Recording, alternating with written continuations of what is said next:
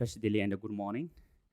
It is my pleasure to welcome you all to this talk on behalf of the Dalai Lama Trust, a charitable wing under the auspice of Kadempota.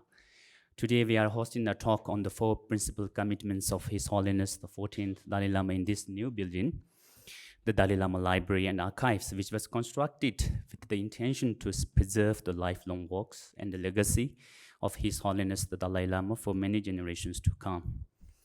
Many of you know that His Holiness has traveled all over the world more than 6 decades, advocating compassion, world peace, human rights, freedom, religious harmony, and the oneness of humanity based on interdependence. He has delivered these messages through his charismatic personality, ideas, talks, books, and other works. The lifelong works of His Holiness the Dalai Lama are therefore respected and admired not only by the Buddhists, but also those of other faiths and beliefs.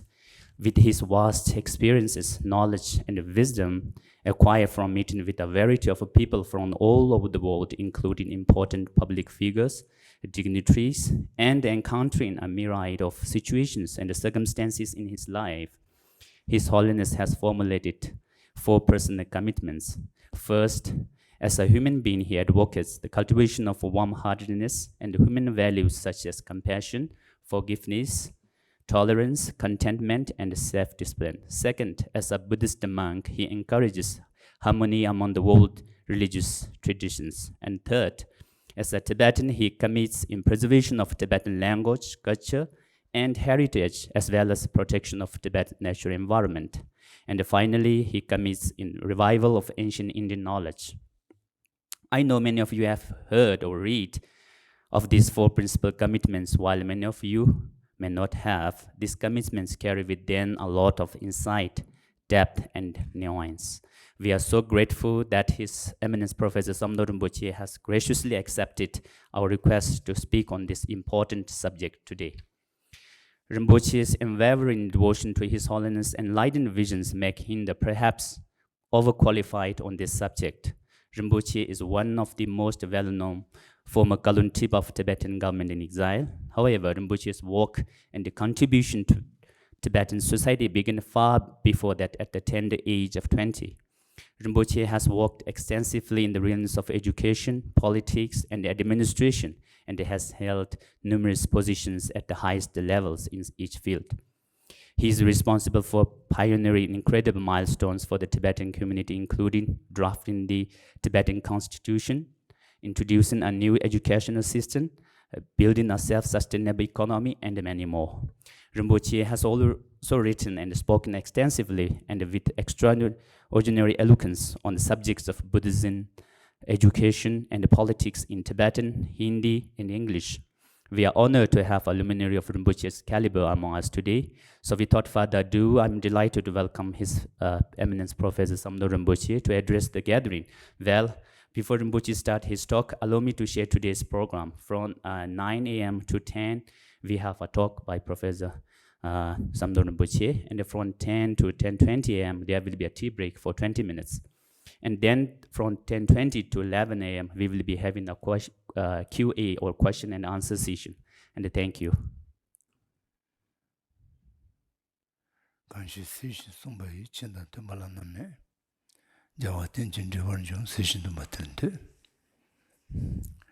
Good morning to all young friends.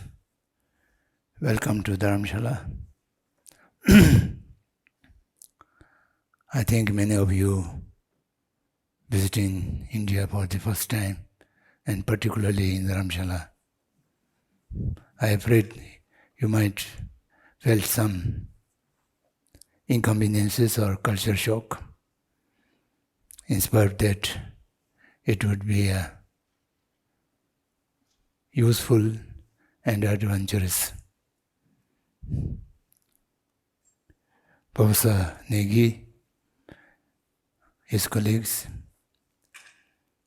the monks, and other participants, this morning's discussion.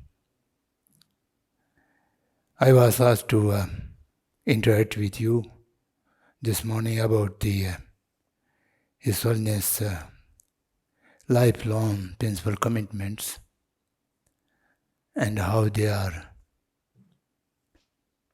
implementing in reality. I said I would not be a good speaker and the right one, particularly with you, due to two reasons. The first reason is, as you all know, I have not learned the English language at any time. So therefore my language capacity is absolutely inadequate to express myself conveniently. And perhaps many of you may not able to comprehend my language. The secondly, we are meeting for the first time. I do not have any acquaintance with you, so having no knowledge of your knowledge, capacity, disposition, liking, disliking, many of my information might be repetitive, you already know it. So due to these two reasons, I was not the fit person to interact with you, but the organizers insist that I must do it, so we shall try. It may be useful or it may not be useful. Anyhow, 2 hours, not very long investment. Coming to the topic, His Holiness commitments. As you all know,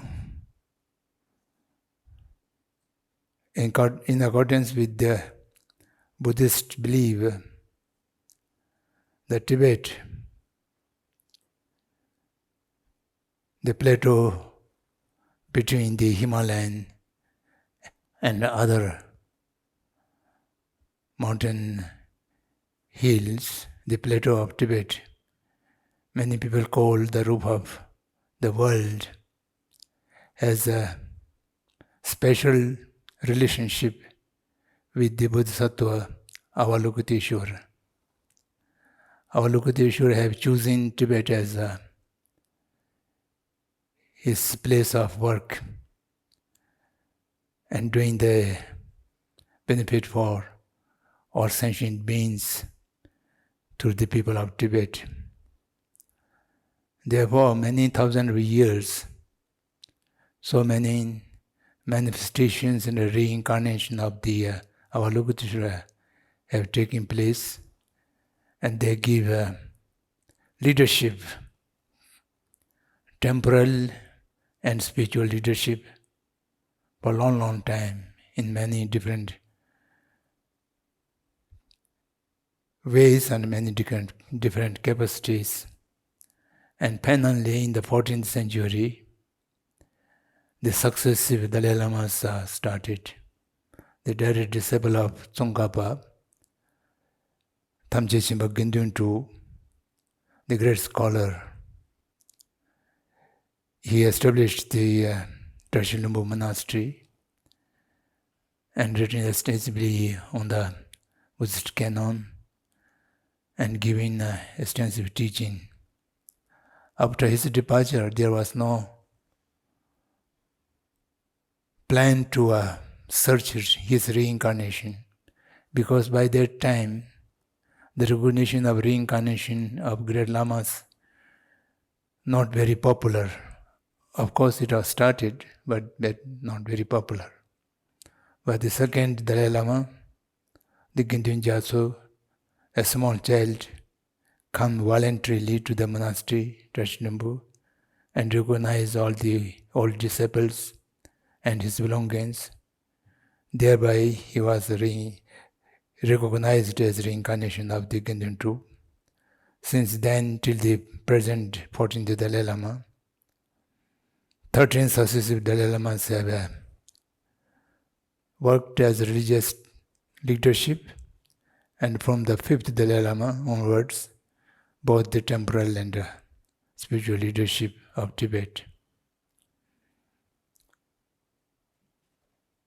And each one of them, except the 9th, 10th, and 11th, and 12th, this four successive Dalai Lamas lived very short life. Otherwise, all Dalai Lamas have given great leadership in the spiritual realm. And 5th and 7th onwards, then it becomes the head of the temporal and religious both. But each one of them has different ways of serving the sentient beings. Until the 13th Dalai Lama, the Dalai Lama's sphere of working place limited with Tibet, Mongolia, China. Only these three countries the Dalai Lamas used to preach or giving leadership of spirituality. The 14th Dalai Lama, in a way, after assuming the temporal leadership,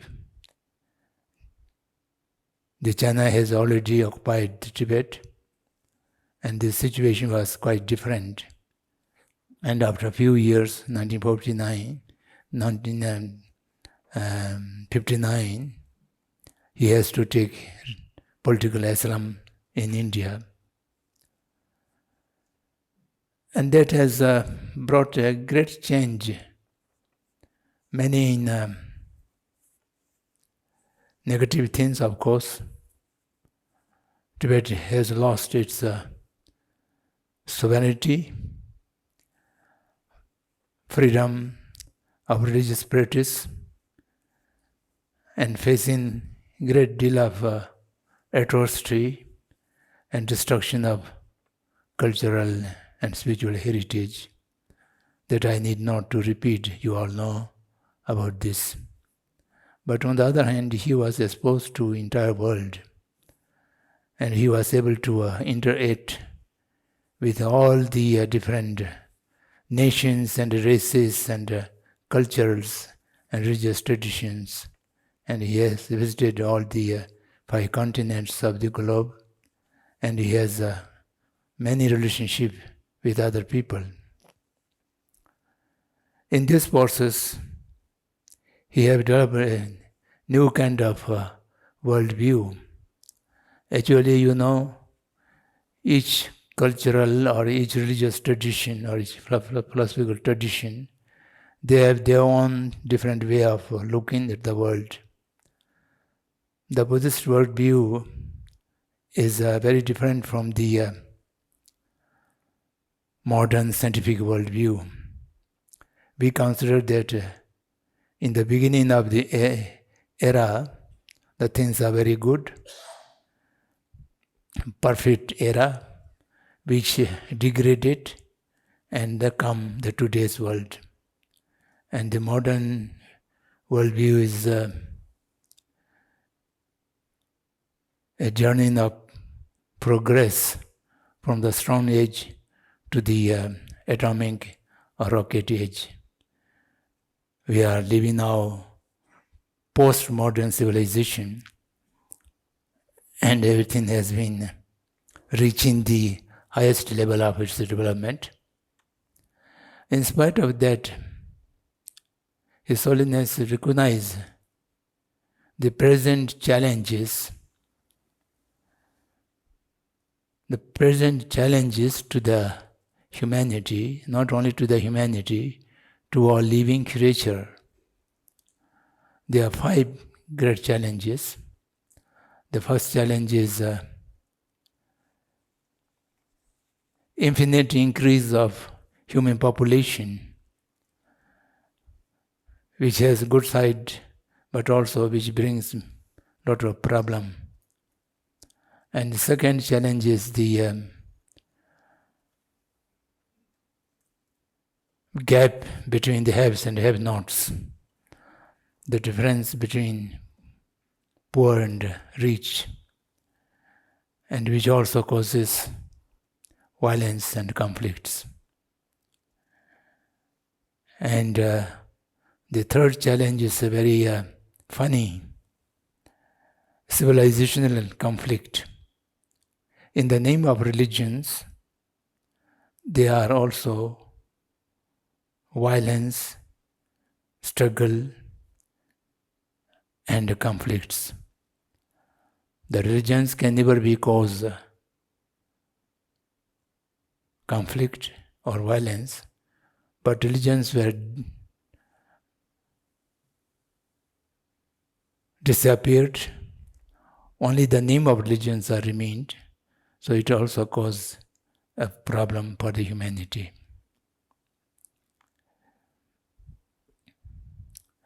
And the third is environmental degradation.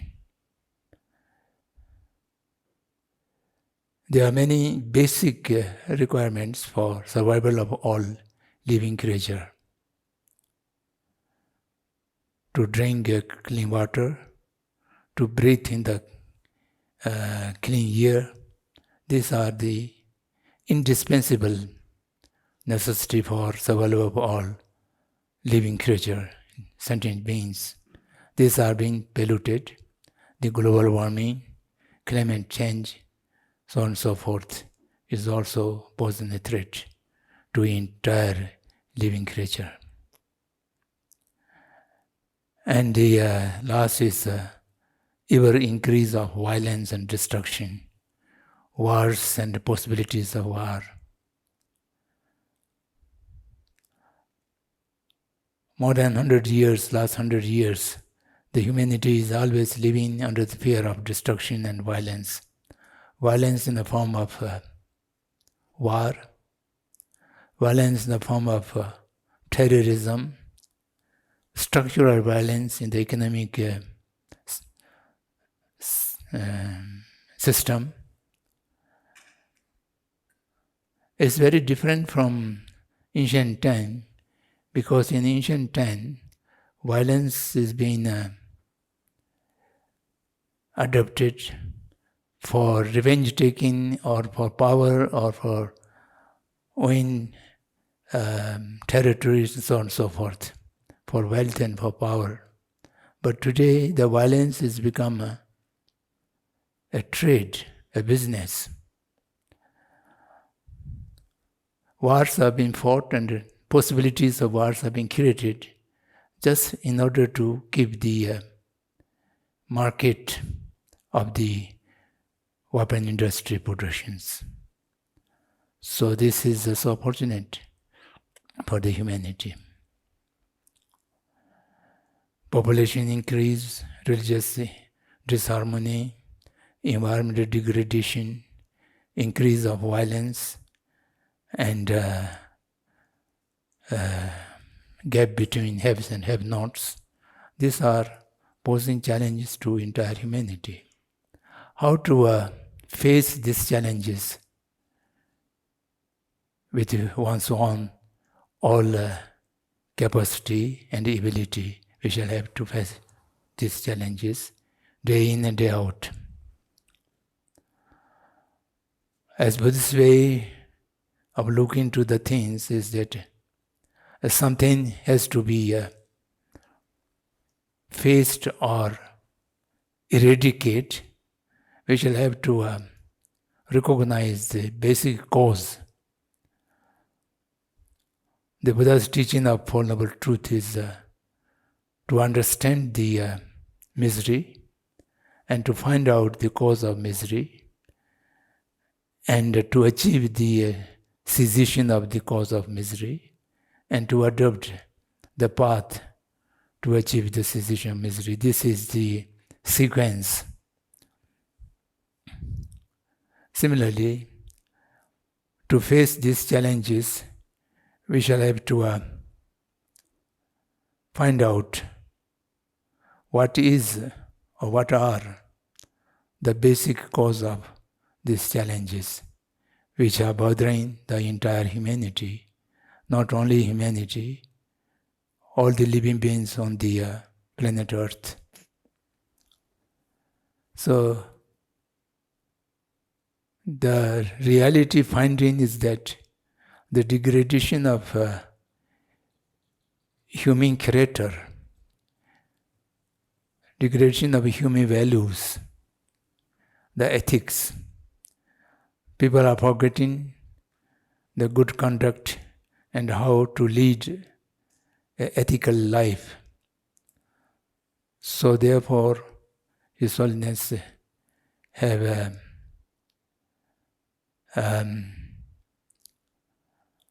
decided to commit himself for few things, which the Mr. Tashi has already mentioned.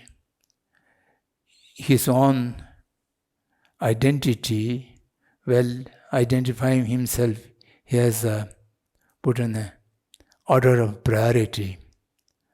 First of all, he is a human being. And secondly, he is a Buddhist monk. And thirdly, he is a Tibetan citizen, not only Tibetan citizen, a leader of the Tibetan people by virtue of his position. So on that sequence, he thought, as a human being, he must work throughout his life with all his capacity to upgrade, to restore,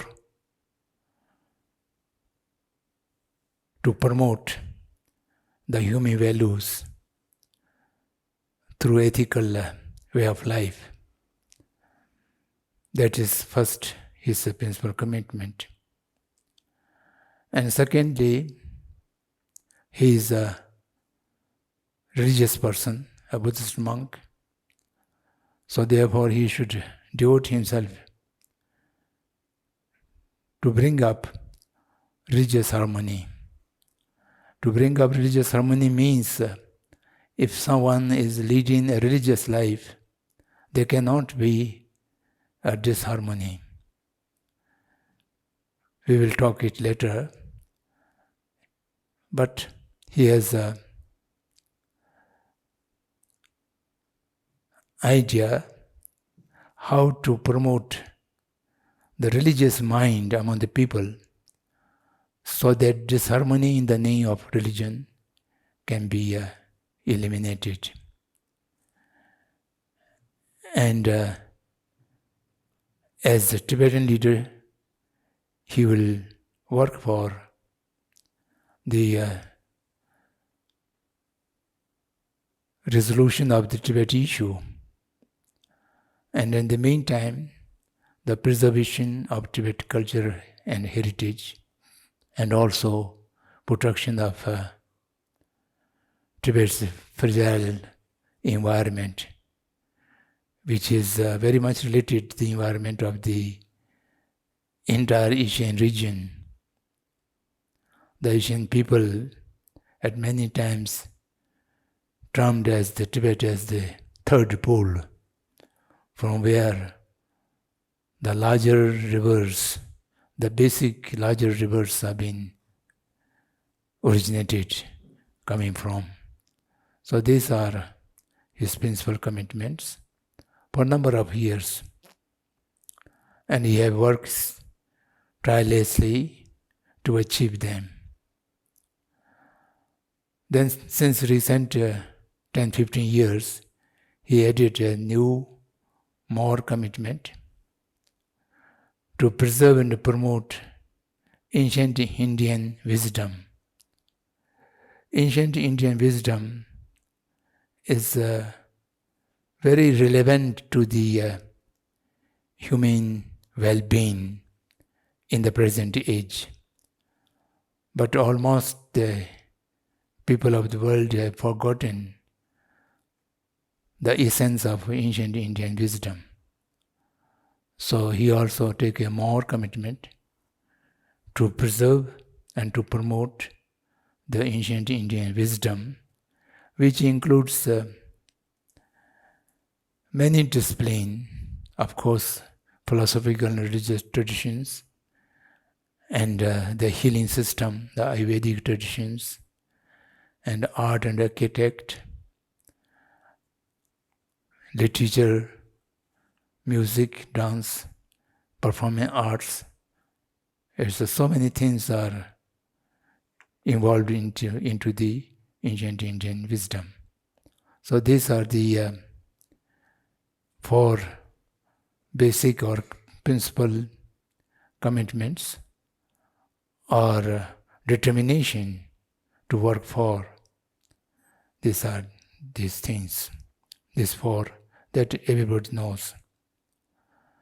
Now I will try to inform you how he is working for this and what kind of action he have taken and what kind of hope of good results are being coming up. These are the basic points on which we will discuss this morning. For the promotion of human value, there are many books have been published by his authorship, or some of them joint authorship of other scholars. The Ethics of New Millennium is one of them. Art of Happiness, and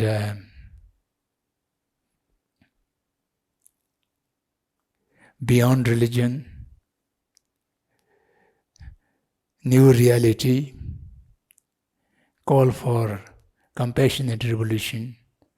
These are few important books which he have written, and these have become quite popular, particularly in the Western countries, and some of them have been in the category of bestsellers and been translated in many different languages. Even Russian language and Chinese language, they also have translations, in spite of great difficulty to do and to promote them.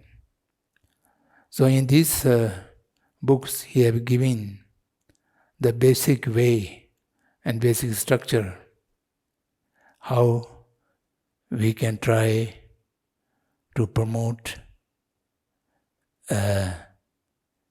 ethical way of living among the humanity.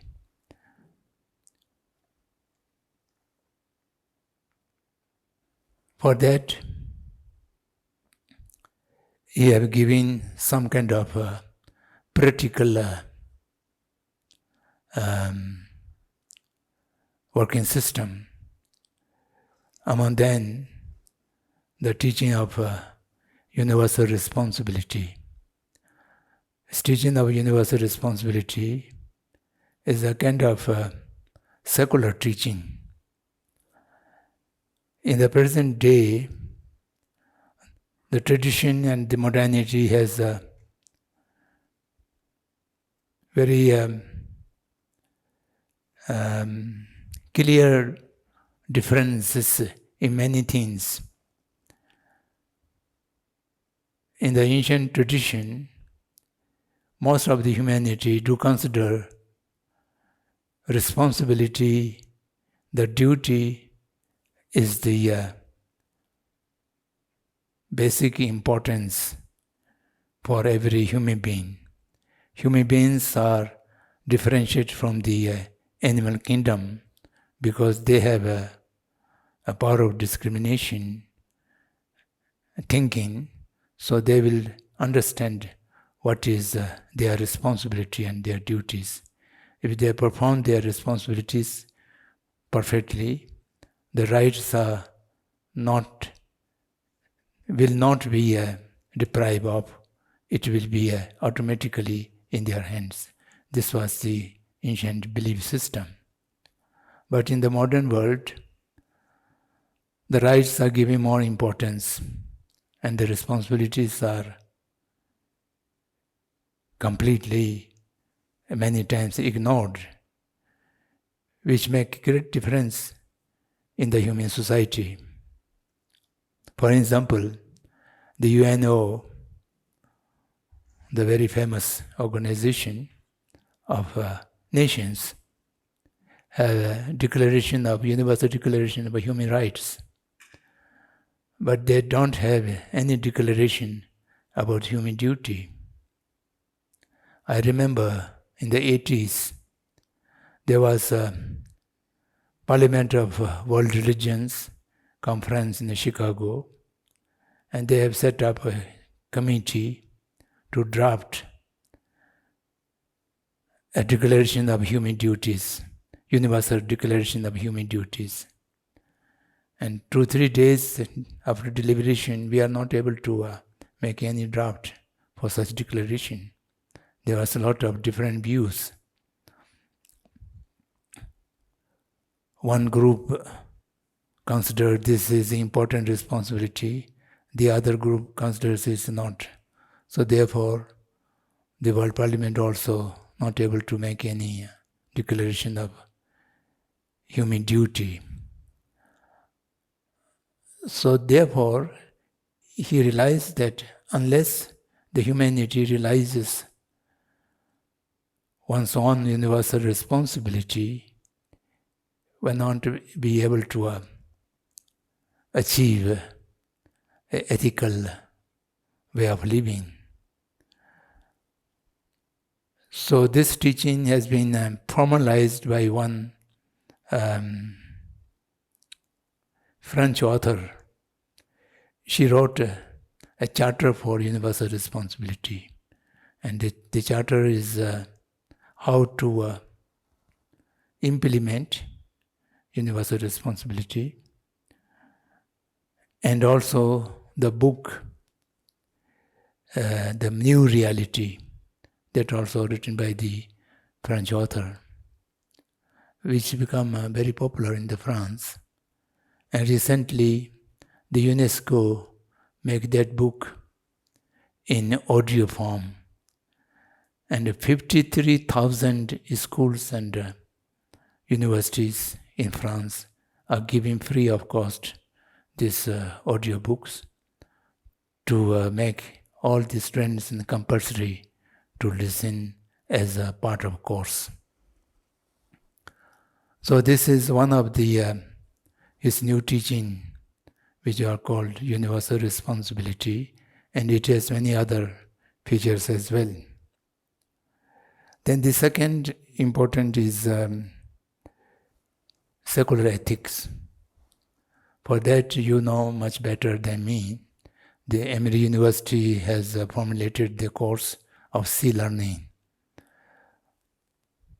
social, emotional, and ethical learning. That has become very popular. Recently, I was giving, it has adopted by many countries all over the world, and in India also, the sea learning is working very efficiently, and at the same time to make it for suitable to Indian people within the Indian language. Ayugyanyas is also working for the universal ethic education, and that also become quite popular. So these two major Asian plan is for the promotion of human value, and at the same time there are many other teachings and advices or talks in Tibetan, in other languages as well. So, judging from the results of the sea learning program and program of universal responsibility, the universal responsibility people have, on the basis of book New Reality, a small group is working on the name of Better We, Better World, Bidolu, Bidolu. They have a series of seminars in Dharamsala. Recently they have concluded the fifth seminar, in which 4 spiritual leaders of the indigenous people from South America, Canada, and there are 8 nations in which they have the indigenous tradition. And they have some prophecy that at time a person, a kind of unifier person will come from the East, and they think that it might be His Holiness. So they have an audience with His Holiness, and they thought, now it is time to have a unification of all the indigenous people left in the globe, and make some revival of their tradition, by which peace, harmony, and happiness can be bring to all over the world. So these are just dreaming. Anyhow, His Holiness message for the promotion of human values is reached to everyone, believers, non-believers. His basic point to calling it secular ethics to reach to the non-believers. Because today, even people are claim to be believer or belonging to any religious tradition. In reality, they do not have the faith which is required in accordance with one's own religious tradition. Modern scientific knowledge make people difficult to put faith, and it is good also. Without rationality, any faith put in anything becomes blind faith. So that shall have to be avoided. Even Buddha have said, do not believe me, you should analyze for yourself. At the same time, new kind of different kind of blind faith has been coming into the humanity, that also to be aware of it. So thereby the ethics teaching is termed as secular, or not deriving from or not depend on any religious or philosophical traditions. Based on the ground reality of today, the present situation, on that basis we shall have to be developed. So this kind of effort is now giving hope for the many people. Better We, Better World seminar attenders, some of them CEOs of big corporates, and they saw a great visible change in their work, in their business, and some kind of ethic, which is very difficult to bring ethic into business work. Now they are trying to bring ethics in the business work. That's also encouraging population. So this is about the promotion of human values. The two things, universal responsibility and secular ethics or sea learning, these two are the practical, which is accessible in today's world. If anyone wish, they can easily adopt them. And apart from that, the feeling of oneness of all humanity. And by that way, to bring peace and harmony among the living beings, particularly humanity. In many ways, each day, whosoever meets His Holiness, these days almost 200 people are every day having His Holiness audience, and His only message is love and compassion, by which the basic human values can be improved. The second commitment is promotion of interreligious harmony. That is sometimes more difficult than the promotion of human values, because the real religion is very much deteriorated. I am not talking other religions. I can authentically say that within the Buddhist tradition, there are great degradation. We have the canon, we have the words, we have the institutions, but the real implementing the Dharma in one's own mind is become less and less. And my late friend, one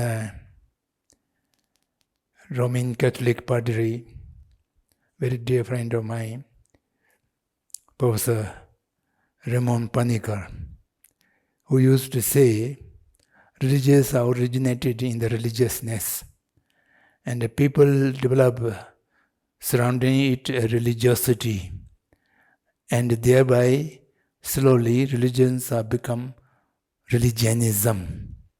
When there is ism, the ego is put in front of it. Then thereby my religion, their religion. My religion is more pure and more perfect than the other religions. So the religions is grasping by the me, by the ego, then there's no more religions left.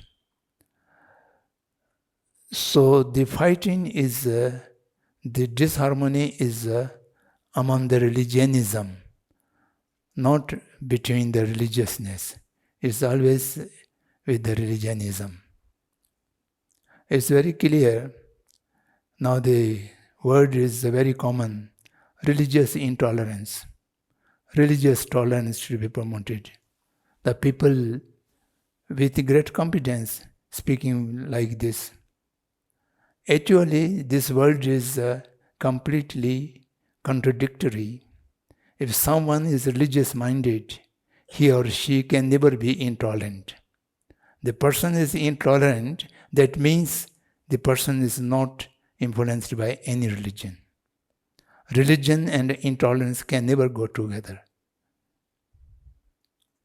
I can speak from Buddhist viewpoint very firmly, and I infer no other religion would promote intolerance.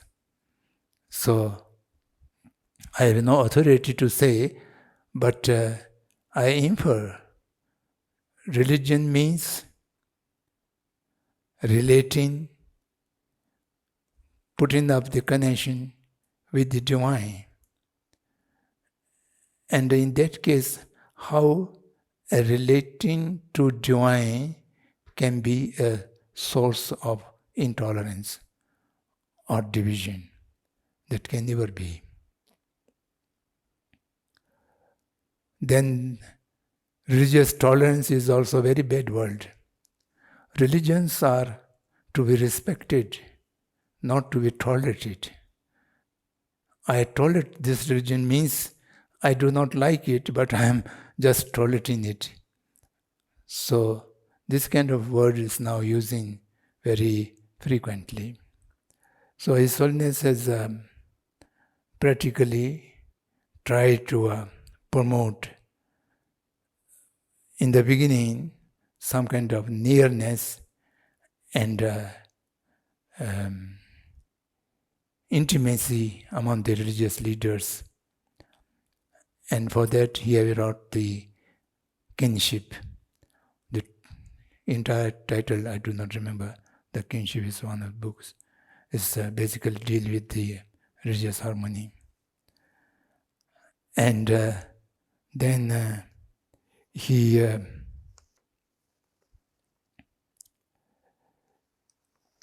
recommended few things. Study interreligious subjects by all religious followers. One man follower of any religion, but he or she should know the basic principles of all other religious faiths as well, so that better understanding, better respect to other religions can also be promoted. Then frequent meeting of the religious leaders together and to discuss if there is any disharmony among the followers of any religion, how can be resolved. And therefore His Holiness has met many other religious leadership with great openness. He met His Holiness Pope, and he also become many Christian leadership, Christian scholars and Christian monks. In the very early, I think in the 1960s, a Christian monk, Thomas Mountain, unfortunately he passed away at a young age. He came in contact with His Holiness, and thereby His Holiness has increased understanding about Christianity, and they have a exchange of monks in the monasteries, and they programmed a lot of interreligious conferences, and Thomas Mountain has also, I think, written several articles or books for the religious harmony. And similarly, the Hindus, various Hindus, and the Parsis and the Muslims, and then His Holiness has promoted pilgrimage to all holy places by all religious people. So whenever he goes any place, he visits the mosques and Hindu temples and Christian churches and any other religious place. He tried to pay a visit and also encourage other people to pay a visit. And then that program is now come to an end. Otherwise, for several years, Buddhist monks to go to the Christian Benedictine monasteries and live there for several weeks. I also experienced this kind of change. Once in America, I lived about a week in the monastery, and also in India, I lived 1 week with a Catholic father. His Holiness' friendship with Bishop Tutu was one of the very prominent thing. Everybody knows about it. So by this way, he is always working for the promotion of religious harmony. The promotion of religious harmony can only genuinely established when the people are practicing the religion, one's own religion, sincerely, and understand the teaching, the core of teaching of the one's own religion, and that is adopted in one's own mind, then there will be no cause of religious disharmony. So that is His Holiness is able to make aware to every religious followers. And that also seems to be bringing good results. Now in India, I can notice that interreligious conferences and interreligious prayers are become more and more popular. So we are hope in the future the religious harmony can be promoted in right way. Then the third is preservation of Tibetan language, culture heritage, and protection of Tibetan environment. This is, of course, one of the greatest challenge and one of the both very difficult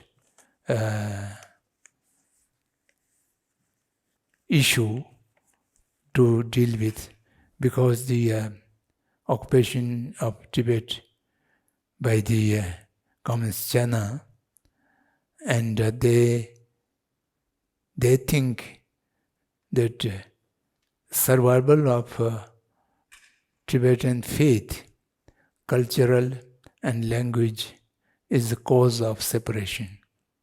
So therefore they have substantial strategic plans how to destroy, completely wipe out the Tibetness, the Tibet language, Tibet culture, its religion and everything should be. Unless these are completely wiped out, the Tibet cannot be sustainably unified with the mainland China. That was not their hidden agenda, it is a publicly declared agenda. So therefore, population transfer and intermarriage and sending small children to the residential schools, destruction of monasteries and learning centers, all this for the last 62 years we are experiencing. So therefore, His Holiness has think in two ways. One is how to make preservation and promotion of Tibetan cultural heritage in SL. And the second is how to help the Tibetans living inside Tibet. So the second is almost impossible thing. But the first, to promote the Tibetan cultural heritage and its spiritual heritage in the SL community in diaspora, that is not that difficult.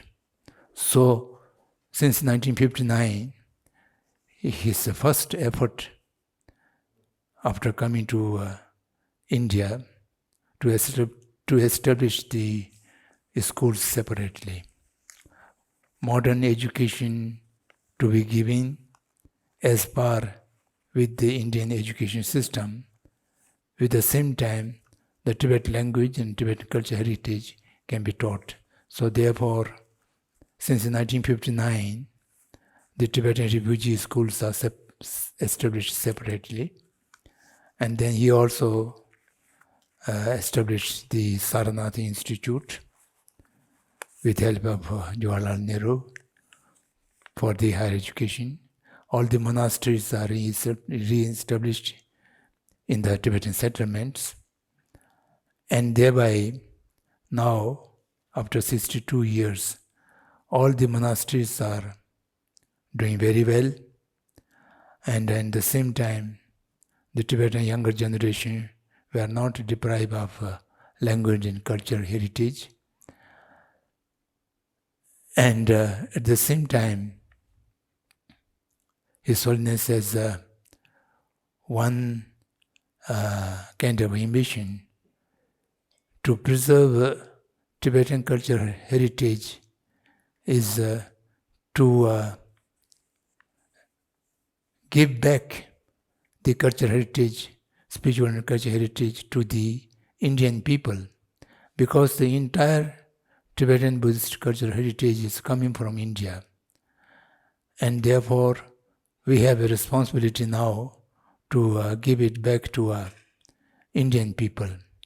And in the beginning, it appears to us that it's quite a difficult job.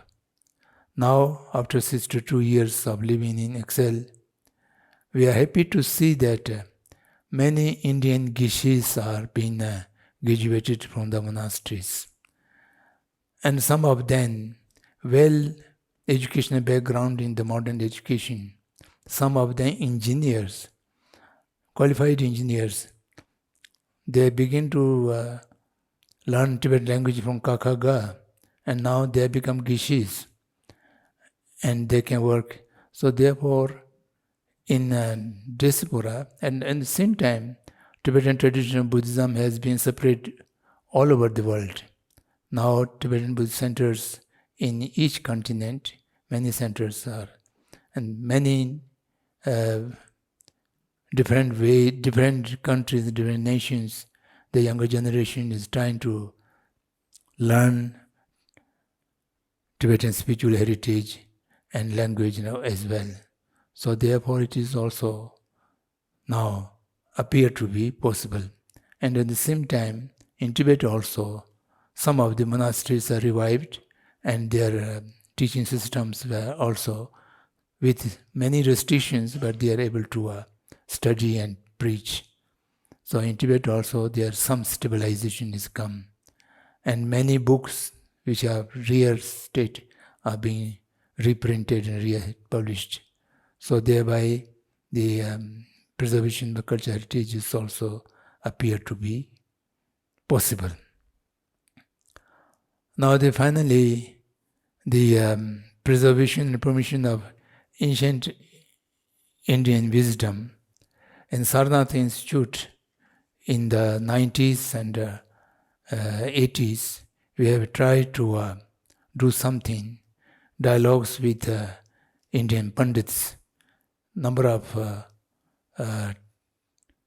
dialogues and seminars and discussions have been made with the traditional. They are very few, but they are still survive. Try to bring them in the public and to popularize it among the Indian people. So we get marginal success and not much breakthrough. Now His Holiness has recently decided to establish a big institution in Bodh Gaya, Dalai Lama Center for Tibet and Ancient Indian Wisdom, and in which we are envisaged to have all the ancient Indian wisdom teaching through short courses or online courses and long courses, and collaboration with the Indian universities for the preaching of the Indian ancient wisdom. First, to recognize the discipline, and second, to find the scholars, and third, to how to it can be promoted in the mainstream of the education system. That also seems to be possible. So now this is 10 o'clock. I was asked to stop by this time. So we are for the tea break. Thank you for your attention.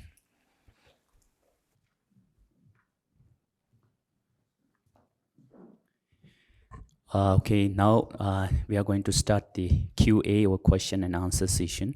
If you have any questions, you can directly, you can just stand up and directly ask question to Rinpoche.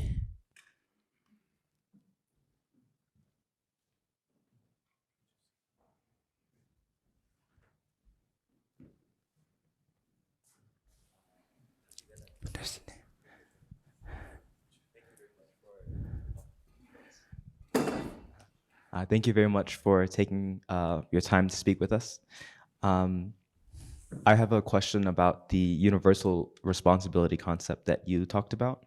I was wondering why, what you would say in response to the question of why should the universal responsibility be universal? As in, for instance, why would the drug addict on the streets of New York City care about a universal responsibility, or maybe the student with depression, why should they care about universal responsibility, and so forth. So what about the universal responsibility makes it so universal and important to everyone?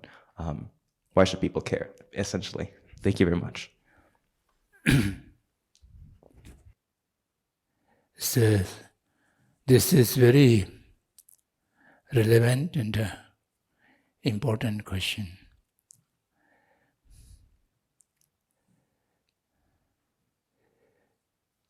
Many people are in the condition of thinking of only for the self-interests. If something is related to me, if I do something which harms me, I should not do that. Which benefits me, I should do that. This is a usual mindset of the most of the sentient beings.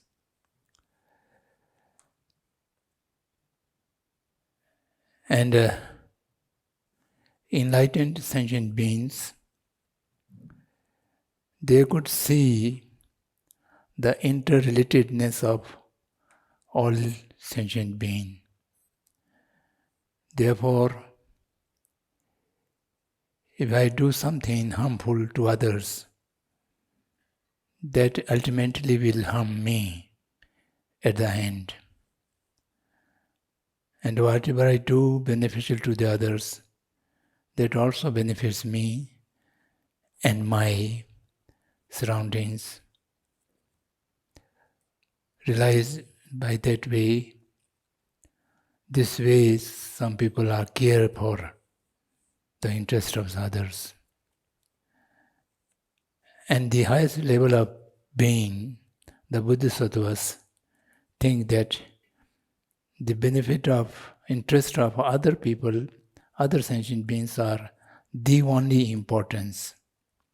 For that, I can sacrifice my own interest. So only thinking for the others is the way a person should think and should do. So there are three different kind of mindset.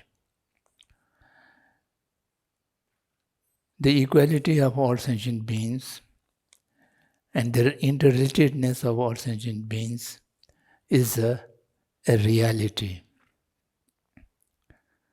The principle of non-violence, the teaching of non-violence of Buddha is based on the reality of interdependence, interrelatedness. All these sentient beings are interrelated directly or indirectly. Whatever we do, it has a direct effect to oneself, to the surroundings, and to the entire universe.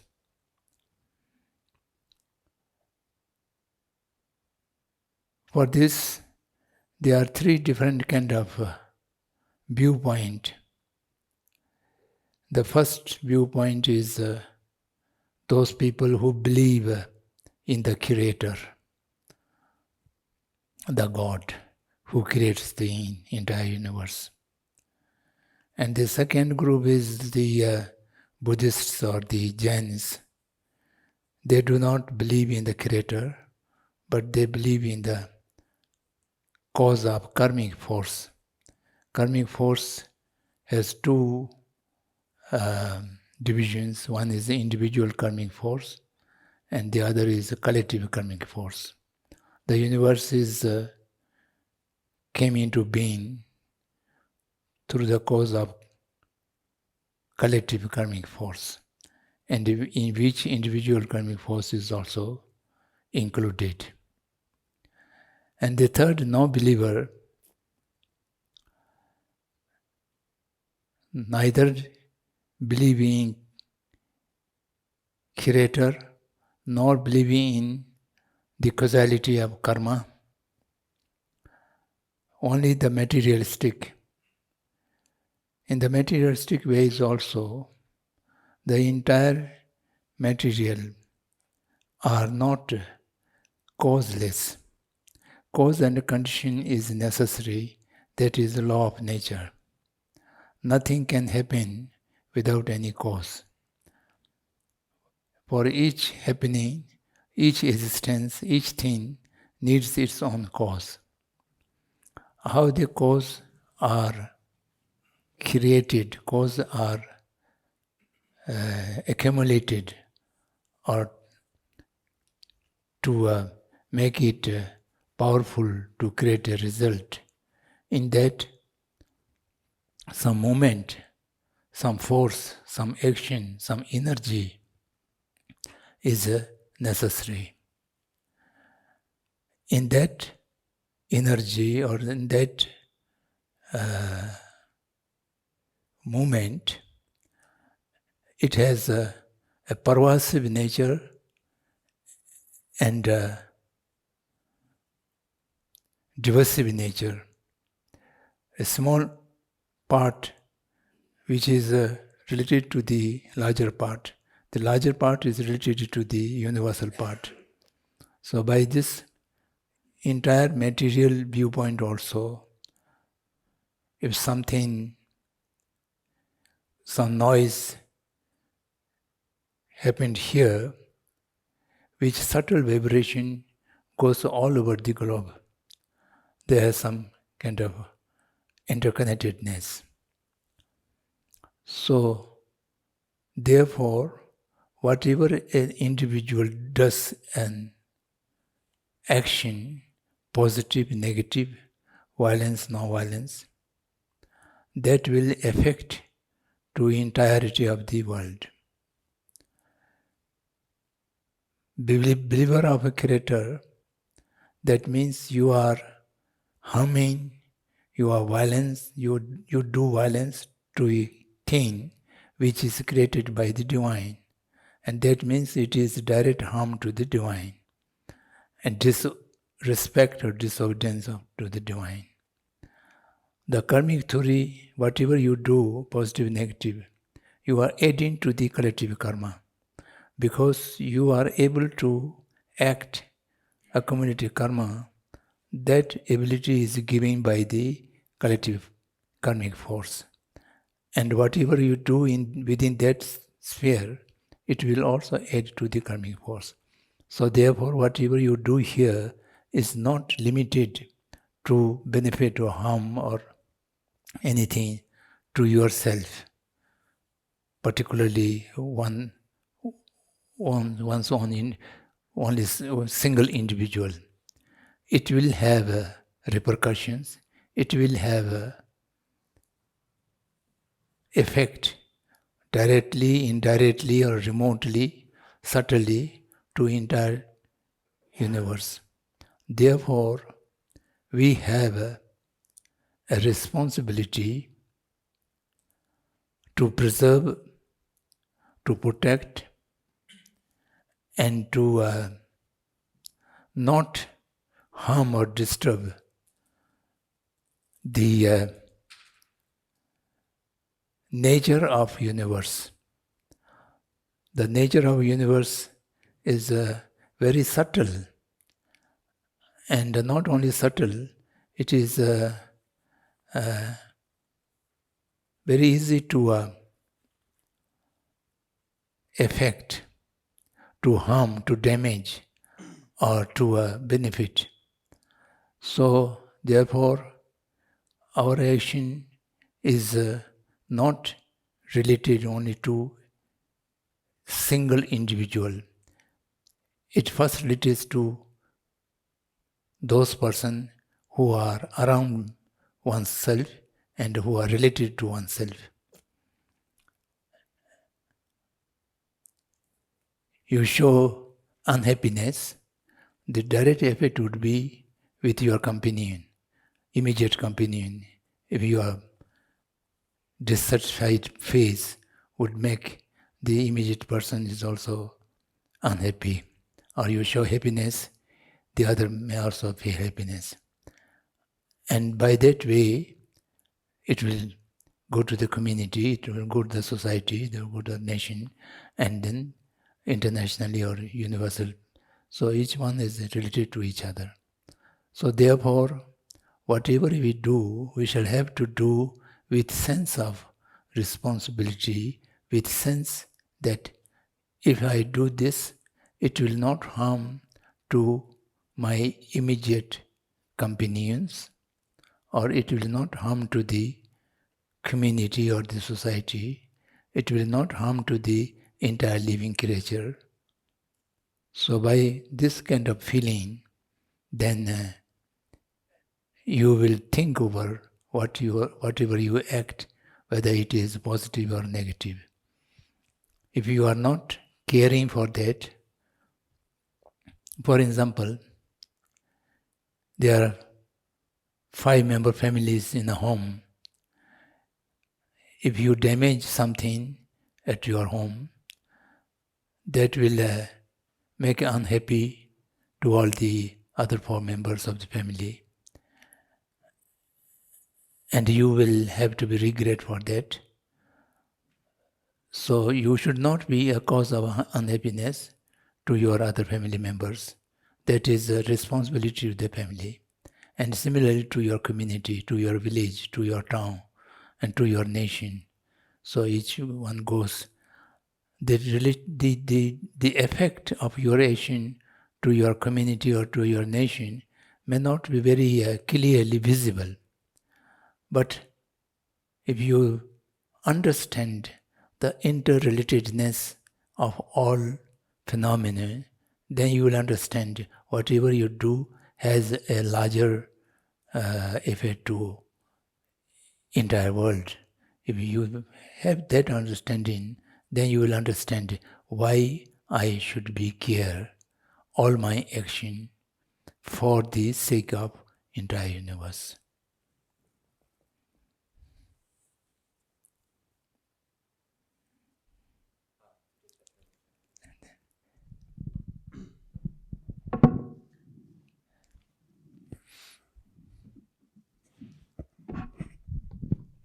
Thank you for speaking with us today. I study political philosophy, and so my question pertains to that. You mentioned earlier the idea of implementing of Dharma in each individual's mind, and that made me think of the difference between individual and collective projects. And a lot of times in the West, the left is associated with the idea of taking projects collectively, and that can oftentimes trade off with the cultivation of spirituality in the individual. And so my question to you is, how do we go about doing what's necessary to alleviate suffering? How do we go about that without never addressing the individual?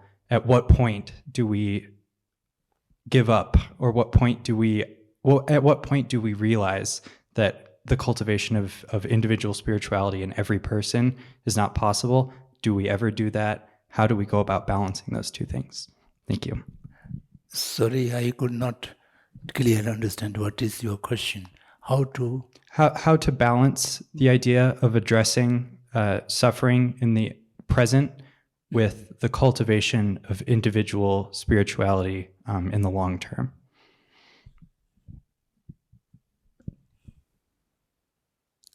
This question may come in the many people's mind. That's quite natural.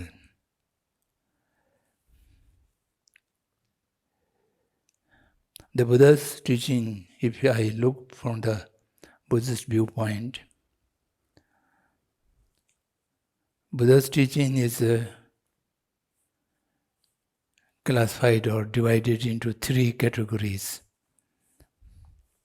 The Adam Purush, the lowest, and the Madhyam Purush, the middle one, and the Great Purush, the Mahapurush, the highest one. They have a different way of approaching for the growth of spirituality. Of course, the growth of spirituality is individual. There are collective spirituality, but by and large, it is an individual question. the lowest person's approach to the spirituality is thinking about one's next life, to reborn in the good realm, not to reborn in the bad realm, and in the good realm with happiness, and may able to do something further substantively to make all the future lives in a better way. And the middle person is not only caring for the next rebirth, but to go out of the cycle of death and birth, completely make a cessation of the cycle of samsara, cycle of the misery. And for that, the cessation of the cause of misery is to be achieved. The highest levels approach is not only cessation of one's misery, but the misery of the entire living creatures, entire sentient being. That is called the greatest person. For that, they inspire for the achievement of Buddha nature. The medium one is inspired for the achievement of Arahat. Arahat means freedom from bondage only for oneself. Now coming to the non-spiritual realm, even having no faith, living completely a secular or a materialistic life, in that also, as I mentioned before, a single person without depending to any other is inconceivable, impossible. We are survived due to the many other people's cooperation and help. That is our nature. So therefore, we shall have to think of their obligation and repaying their obligation. So we should be try to be harmless and beneficial to all our surroundings, to our relatives, family members or village members. And if you are a religious person and particularly inspiring for the Buddha nature, a Buddhist, then of course you shall have to work for the entire sentient being. But you will not be able to reach to the entire sentient being. So you have to work for the people who represents the entire sentient being is the people around you. So to serve the people around you is your immediate responsibility and also workable. I remember that someone asked Mahatma Gandhi, the Indian, people think he is a political leader. Actually, Gandhi was a great spiritual person. Ask Gandhi, why you are working for the Indian people? You talk about the entire humanity as equal and as oneness, then you should work for the entire humanity, and why you are engaging yourself to serving the Indian people. So he says, I can reach only to the people surrounding me. I know the Indian language, I know the Indian culture, and I can reach to the Indian people. I have influence to the Indian people. But while doing the service of Indian people, I do not mean that is my ultimate object. They are representing the entire humanity at this moment for me. So I am serving the entire humanity through these individuals. So therefore, now coming back to your question, serving to the community or to the other people, wherever you have reached, wherever you can do something, that is the greatest source of the development of spirituality in one's mind. Any person who are learning Buddhism or Christianity, that would say helping and serving to any living creature other than oneself is the not hindrance of spiritual growth. That is the source of spiritual growth. So therefore, we should not think how to balance one's own development with spirituality and serving to the others. If you are renouncing all the world religions and went to the remote place only for spiritual practice, that is a different question. In that matter also, you are renouncing all the world religions for the sake of practice the spirituality that ultimately aims for larger service to the humanity. You get more spiritual capacity, then you can get more strength to serve the other people.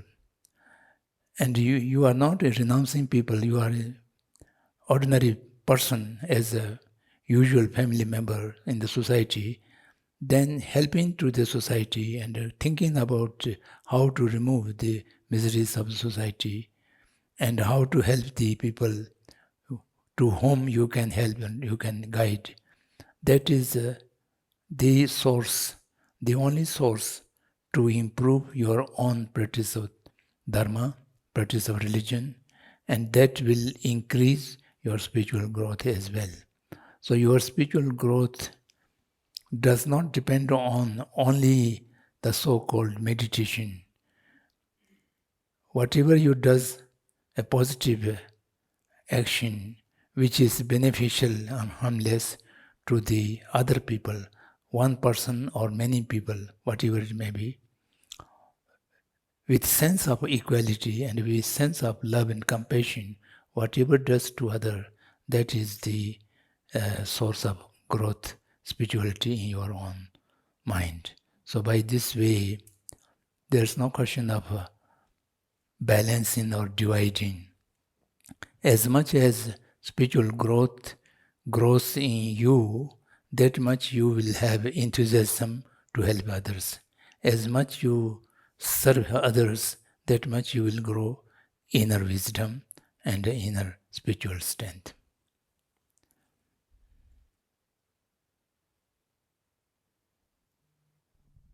Thank you very much for that thoughtful response.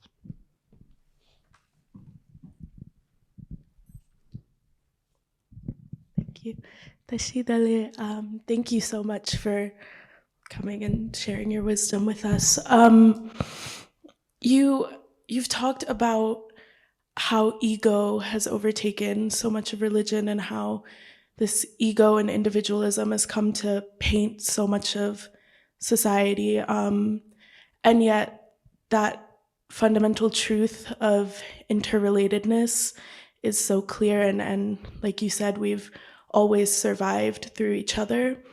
And so I wonder what is creating this ego and individualism. What is it, the nature of human beings to be sort of self-centered, or is it something that is being taught and reinforced and learned? And what's the best way for us to go about combating that within ourselves and within our communities?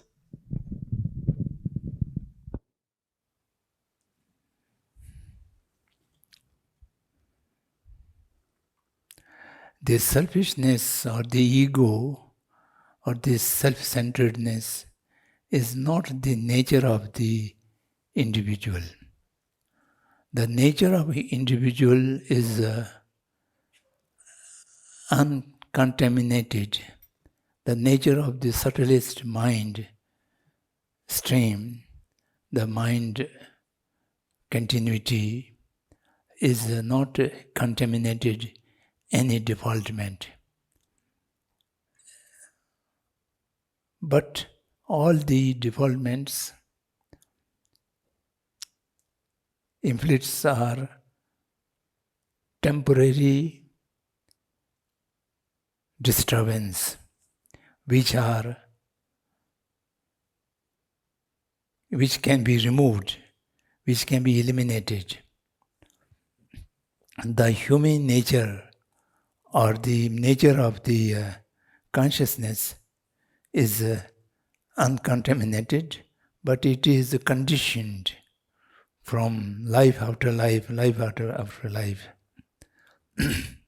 Even you are not a believer of rebirth, right from the childhood, the entire our lifespan is being attacked by so many external factors, from the society, from the education, so-called, and from the human relationship and human behavior, circumstances, which makes your mind is entirely conditioned from the negative imaginations or negative thoughts. So therefore, the grasping to independent, inherently exist I is right from the beginning, and it is further strengthened to day-to-day life. And all the day-to-day life, we are more and more grasping to the no-existence self, which is being designated or which is being just thrust upon without any basis. So that's why, unless you are practicing to spirituality, your ego, your ignorance of the self always prevails your mindset. So,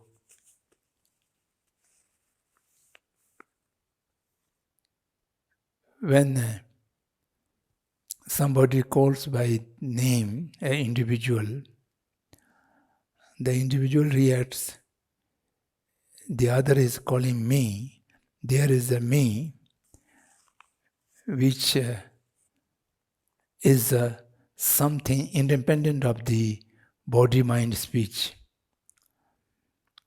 It is not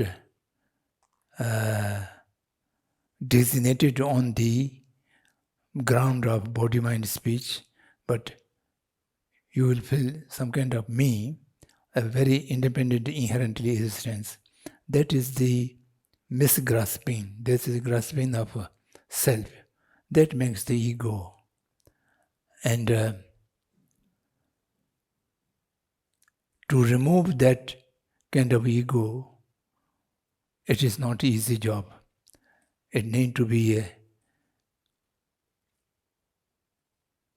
long process to understand the interdependent arising nature, the void of the self-independent, inherent existence of the self. That's difficult. But what can ordinary people do is to analyze where this kind of existence, where is my body is me, or my mind is me, my speech is me, or where is me? If you analyze that way, each one you will find the purpose of the my my body, my speech, my mind. That means me is somewhere else. When you search it, you will not be able to find it finally. Not finding me on the search does not mean complete negation of the me. If complete negation of me comes there, then it is an nihilism. There is a person who accumulates the karma, who experiences the karmic results. There is, but how this exists is difficult to understand. It is always exists interdependently. The big is exist in relation to the small. The small is exist in relation to the big. Otherwise, inherent existence of big or small does not exist. Similarly, without in relation or without depending to anything, there is no such self. And such self-grasping, independent of everything, is self-grasping, is the conditioning. It's the wrong notion of the self.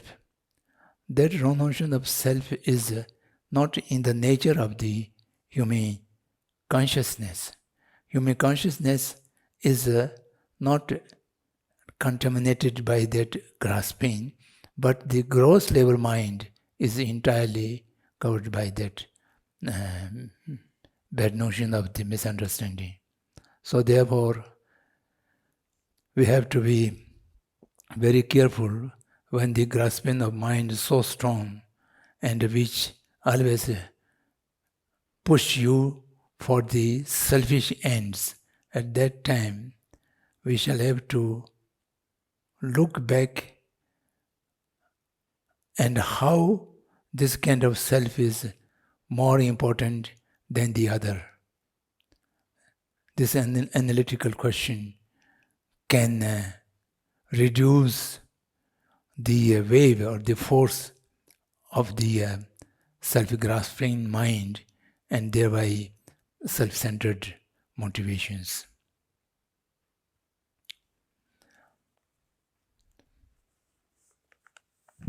Thank you.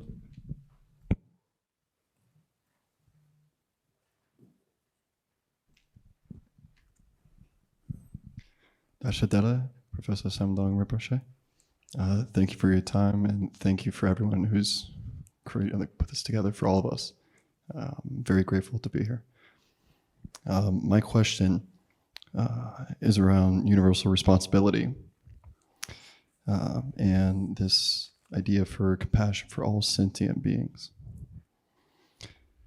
We discuss the human duties of interconnectedness, and within my personal life, I'm curious where we draw the line between boundaries, between relationships and community.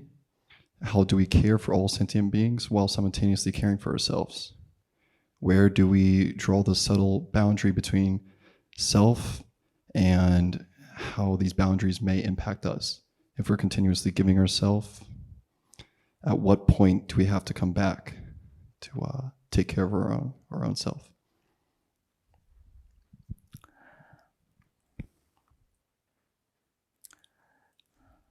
When we talk about entire sentient being, we should work, we should do, we should serve the entire sentient being, which includes oneself also. Oneself cannot be excluded from the entire sentient being. Whatever you do it for others and for self as well.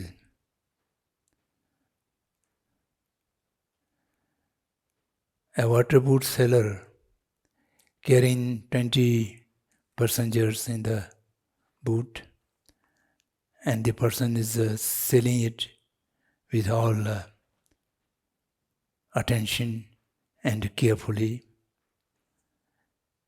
which can say it is for the sake of the 20 passengers to safely get the other shore. That effort also includes taking care of oneself, the cell itself also. If boat is sink in the water, all men die. That also includes the sailor, the diver.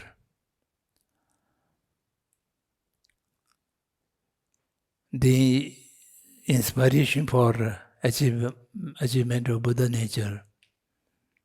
Buddha nature is to be achieved for the service of the entire sentient being. But when we work for the achievement of Buddhahood, for the sake of entire sentient beings, as I mentioned, which includes oneself as well. When you achieve Buddha nature, you have completed your own interest as well. So your own interest should not be separated from the interest of the entire sentient being. That is the basic viewpoint. As long as you make a division, a boundary between self and the other, then you will not be able to take care of self nor the others. For the taking care of the self and the other, you shall have to take everybody as one. And by that way, the question of balancing does not arise. The question of balancing how much time I should spend from the 24 hours, how much time should I spend for my own sake, and how much time I should spend for the service of others, then there is a division. Then the self-interest will be separated from the interest of the common. And in that way, one will not be able to proceed in the journey of spirituality growth. So for the journey of spirituality growth, one shall have to forget oneself as a separate from the entire sentient being or from the entire humanity for which we are trying for survey. So therefore, to ignore oneself in the process of serving others, we take ultimately care of oneself in that way. So therefore, I don't think there is necessary to differentiate between the doing something for self-benefit and doing something for the other service. That division shall have to be removed. And you can devote the entire energy and entire time for the service of others, which will not leave you without taking care of you. In the particular things, sometimes you are helping to a sick person and you forgot your own health care. So this kind of dichotomy may come in the particular. In that case, the mindset should be, I should be healthy because I have to serve this person. If I am become sick, I will not be able to serve this person. In order to serve this patient, I must remain perfect health. Therefore, I should take my food timely, I should take my medicines, I should bath, all these things. So by this way, entire action should be directed for the benefit of other, and for that, whatever need to do for oneself is not a selfish work, but it is for the sake of the keeper, oneself able to serve the other.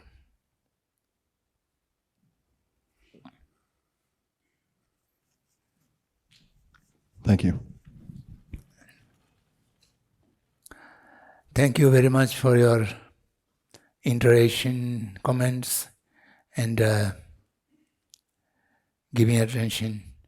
I'm happy. I wish you all very success. Thank you. Okay, this is the end of today's program. But before conclude today's program, I would like to take this opportunity to extend our sincere thanks to His Eminence Professor Samdhong Rinpoche for giving us in-depth and detailed explanation on the 4 commitments of His Holiness the 14th Dalai Lama, as well as answered all the questions asked by the participants. My thank also goes to all the younger participants led by Geshe Lobsang Tenzin Negi and Geshe Samdhong Dharamsala and other concerned for attending today's interactive session. Last but not least, I would like to thank our audiovisual team who has provided all the technical support to webcast this program on live. And there's other DLD staff, Dalai Lama Trust staff, who is directly or indirectly involved in hosting this program successfully. Thank you, all of you, and may you all have a very nice day. Thank you.